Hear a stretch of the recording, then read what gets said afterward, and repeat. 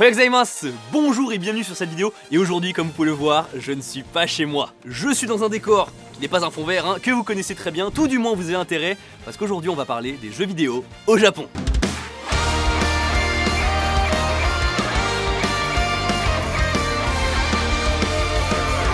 Le Japon est le pays numéro 2 ou numéro 3 concernant les jeux vidéo. Ça dépend si tu regardes la production ou la consommation. Mais déjà, jeux vidéo au Japon, c'est un peu beaucoup vague comme terme. Je veux dire, il y a les game centers, les consoles portables, les consoles de salon, certains jeux au game design, disons, particuliers, et même l'histoire des jeux vidéo en général, donc je vous prie de m'excuser d'avance si je ne parle pas de votre jeu vidéo favori dans cette vidéo. Déjà, il faut savoir que les jeux vidéo et moi, c'est une histoire un petit peu rocambolesque, j'ai envie de dire. Aujourd'hui, je suis complètement déconnecté vraiment de la sphère jeux vidéo, même si voilà, je joue quand même de temps en temps à quelques jeux mobiles sur mon téléphone. D'ailleurs, je pense que je suis le seul youtubeur à devenir accro aux propres jeux qui le sponsorisent. Eh bien sûr que non, Louis. Tu sais, moi j'adore jouer à NordVPN. NordVPN, c'est pas un jeu en fait. Ta gueule et joue à NordVPN.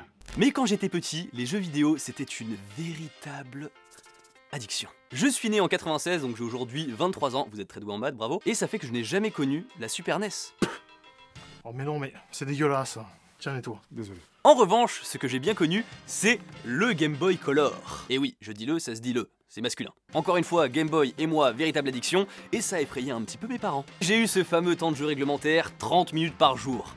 Dites-moi que j'étais pas le seul à voir ça, s'il vous plaît. C'était peut-être pas le cas pour vous, mais moi c'était vraiment 30 minutes et pas une de plus. Et ça, même si t'étais en plein milieu d'une partie. J'ai enfin capturé mon premier shiny.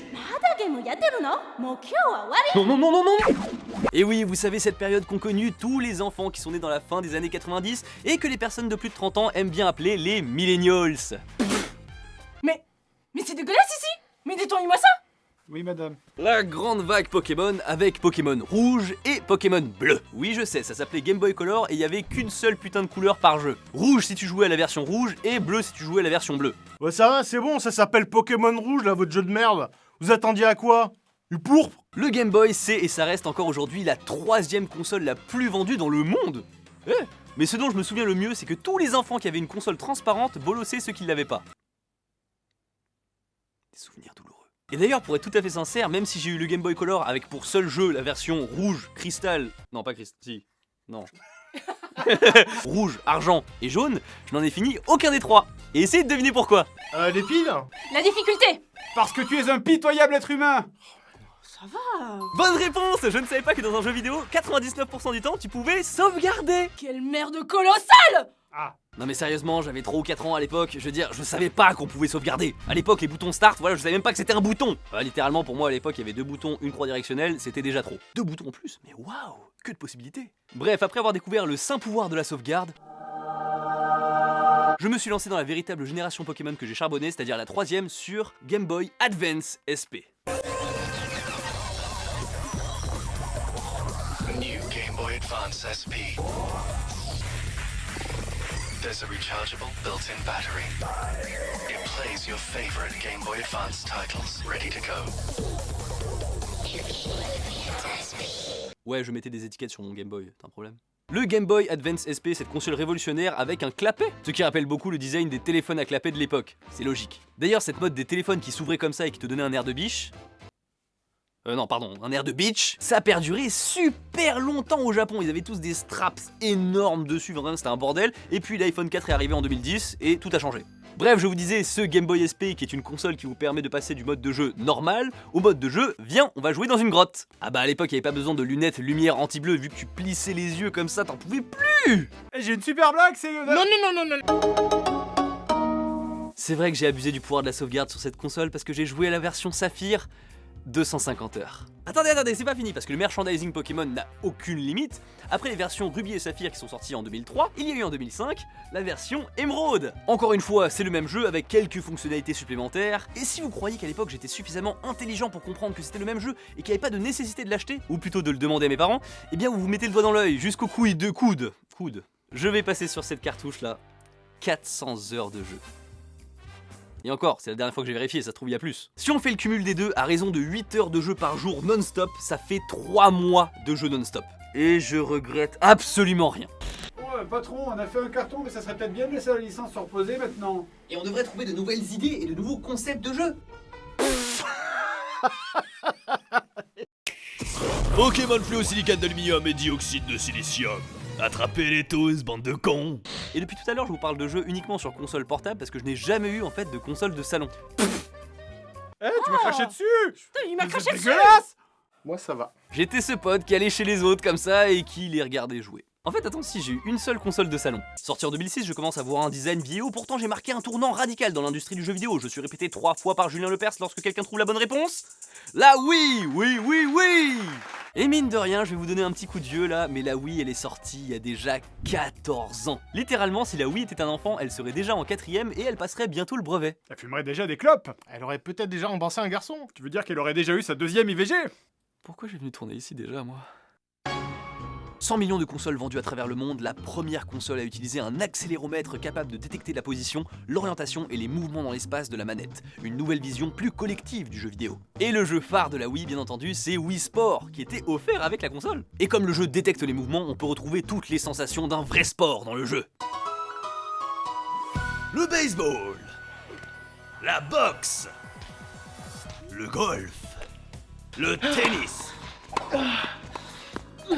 Non, je plaisante. Un vrai sportif. Attends, là oui, c'est pas que ça, c'est aussi un panel de customisation de ton personnage, où tu peux avoir, attention, jusqu'à 10 coupes de cheveux différentes. Tu vois, mon espace mis sur Wii, c'est un petit peu ta Raymanta sur PS1. Et dans les deux cas, la musique était excellente.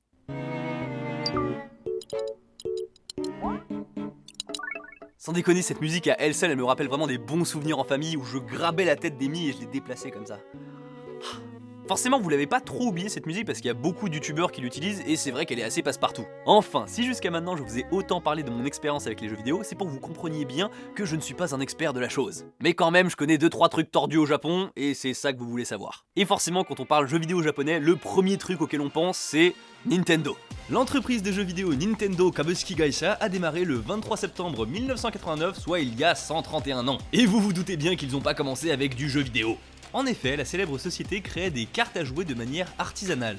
En 1947, après la Seconde Guerre mondiale, elle se diversifie pour produire des portions de riz individuelles et des assaisonnements. Il faudra attendre 1970 pour que Nintendo produise enfin ses premiers jeux vidéo, et c'était pour des bornes d'arcade. Et 11 ans plus tard sort le premier jeu de Shigeru Miyamoto, Donkey Kong, avec à l'intérieur la première apparition de Mario.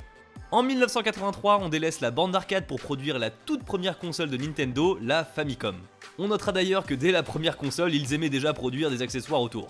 Mais c'est avec le Game Boy en 1989 que Nintendo va asseoir sa suprématie. La suite ce sera Game Boy Advance, Advance SP, GameCube, la DS et puis la Wii en 2006. On peut aussi parler de ces jeux sur Nintendo Wii qui n'ont pas réussi à arriver jusqu'à chez nous. Je pense à Taiko no Tatsujin qui est un jeu de rythme ultra populaire au Japon, et généralement on en trouve dans les Game Center, mais ça on va en parler un petit peu plus tard. Après la Wii, il y a eu l'échec commercial de la Wii U, une période un peu molle économiquement, et l'arrivée de la Switch en 2017. D'ailleurs, je vais peut-être vous apprendre un truc, mais Nintendo, ça veut dire quelque chose en japonais. Ça s'écrit en 3 kanji. Le premier veut dire responsabilité, le second, les cieux, et le troisième, temple. Le temple de la responsabilité des cieux. Ah c'est bon. Ok, attends, non, je peux pas vous expliquer. Oh, j'ai réussi. Non. Oh putain non. Comme un gros fils de... Putain de fils de truc qui tombe pas. Mais au Japon, quand on dit jeux vidéo, il y a également les bornes d'arcade avec les fameux Game Center. Je placerai pas les UFO Catcher dans la catégorie des jeux vidéo, mais il y a quand même des stands de tir, de course, bref, il y a plein de trucs. Ok, comment parler des jeux vidéo sans parler forcément des bornes d'arcade? Le VR Park Tokyo, c'est le Game Center de Shibuya, un gros quartier de Tokyo. Et progressivement en fait c'était juste des arcades. Par exemple au premier étage vous pouvez voir, il n'y a quasiment que des UFO Catcher. Et nous, ce qu'on va voir, c'est les Japonais qui sont beaucoup trop chauds sur les bornes d'arcade. Vous pouvez voir juste derrière moi, il y a plein de filles qui font la queue pour des Polycola. Il n'y a pas que des jeux vidéo.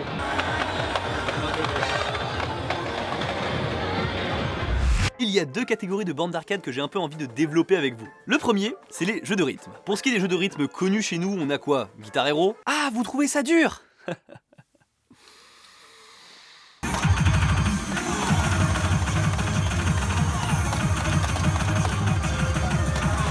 Je veux dire, pour atteindre ce niveau, le mec, il a dû bûcher comme un malade.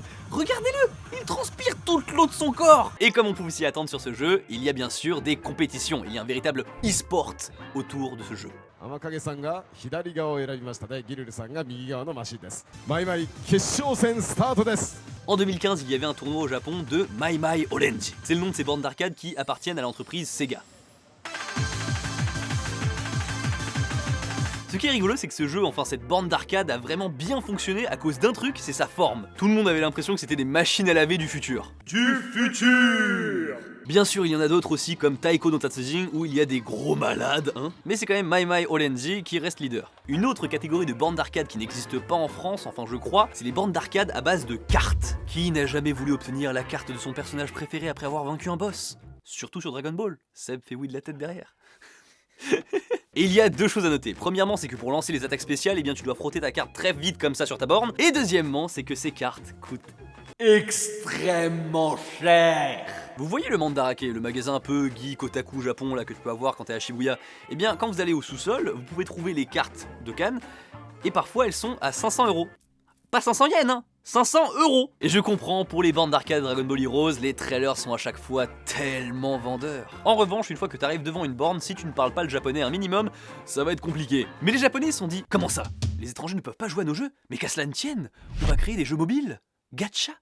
おばあさんが川で洗濯しているとドッカン粉と木の玉が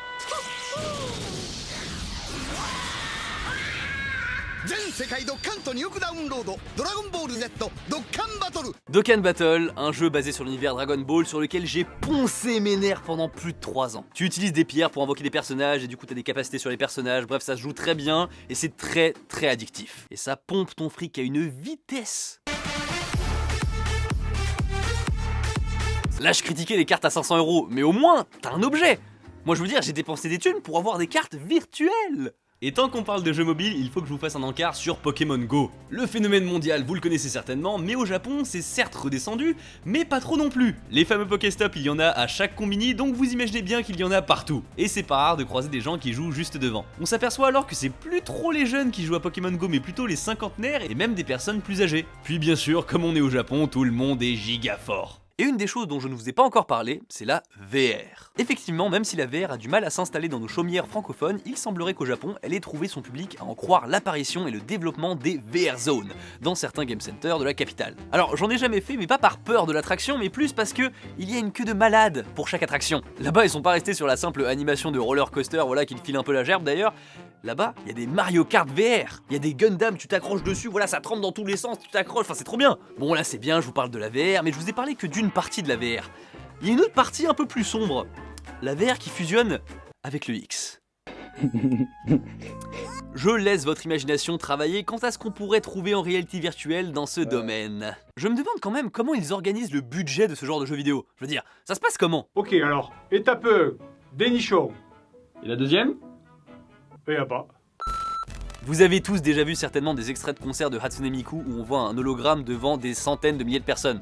J'abuse un peu, des milliers de personnes. Vous vous rendez compte quand même, il y a des milliers de personnes qui se déplacent pour aller voir un hologramme. Et au Japon, les personnages fictifs, ce sont des véritables machines à sous, mais vraiment vous en rendez pas compte. En même temps, imaginez pour une entreprise avoir un placement de produit fait par Luffy ou Goku. Forcément, ils seraient prêts à mettre des centaines de milliers d'euros sur le projet. Et il y a une catégorie de personnes qui a très bien compris que le marché des personnages fictifs était très lucratif, c'est les youtubeurs. Et pas n'importe lesquels, les youtubeurs virtuels au Japon. Ils ont créé des personnages fictifs de toutes pièces pour faire tout ce qu'un youtubeur peut faire. Du gaming, des anecdotes, de la musique. Bon, tu peux pas manger bleu pendant 24 heures, mais ça reste quand même très fort. La plus connue, c'est Kizuna Ai. Celle qui se prétend la première intelligence artificielle créatrice de contenu YouTube. Elle a, tenez-vous bien, 2,6 millions d'abonnés. Elle est invitée sur des plateaux télé, à des radios, à plein d'événements. Et là vous vous dites, attends, comment ils peuvent l'inviter alors qu'elle n'existe pas techniquement? Je veux dire, elle est très forte.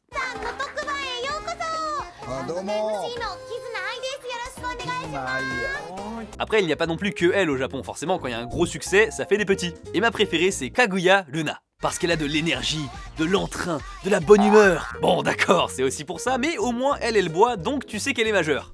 Il faudrait quand même comprendre que ce ne sont pas vraiment des intelligences artificielles derrière tout ça, ce sont des vraies personnes. Et maintenant que je te confirme que ce sont bien des personnes réelles, tu t'imagines qu'il peut y avoir quelquefois des accidents. Bon, ce qui est rigolo avec ce gars, c'est que sa reconnaissance faciale a bugué en plein live, et il n'a pas perdu d'abonnés, mais il en a même gagné. Même pour la plus connue au Japon, il lui est pas arrivé un truc de ouf, mais elle a eu un petit couac durant un live, c'est au niveau de sa voix.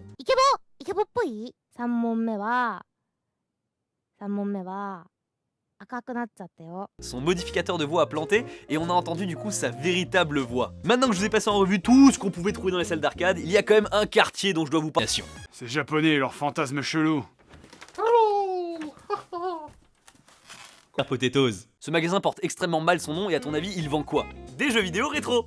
Bien sûr on peut y trouver des perles rares mais comme d'hab ça va coûter super cher. En parlant de super cher, si vous me le permettez, je vais vous donner un petit conseil. Si jamais il y a quelque chose qui vous plaît dans ce quartier, retenez-vous. Et attendez d'avoir un peu plus exploré les magasins dans les petites ruelles pour vérifier s'il n'y a pas moins cher ailleurs. Ah oui, et à Akihabara, c'est là aussi où on célèbre les mariages entre les hommes et les personnages virtuels. J'ai envie de dire maintenant au Japon ça devient un classique, on a largement dépassé le 1000e mariage avec un personnage de jeu vidéo. Ou une console. En conclusion, je dirais que la consommation des jeux vidéo par les japonais n'est pas si différente de chez nous. Toutefois, il y a davantage de jeux mobiles qui ne traversent pas les frontières et des licences comme Monster Hunter qui sont ultra populaires là-bas, contrairement à ici. Puis, il y a sûrement plus d'extrêmes étant donné que l'addiction aux jeux vidéo est carrément reconnue comme une véritable maladie là-bas. Mais en même temps, il n'est pas rare de trouver un japonais qui ne joue absolument pas. Bah merci beaucoup d'avoir entre guillemets sponsorisé cette vidéo d'une certaine manière. Hein. Et Le NordVPN de YouTube. on n'a rien dépensé et on n'a rien gagné non plus. Moi j'ai gagné une vidéo, je merci beaucoup. Voilà. Bah de rien, avec plaisir. Et vu qu'on n'est pas sur votre chaîne, je me suis dit, est-ce qu'on mettrait pas un générique un peu différent cette fois? Allez.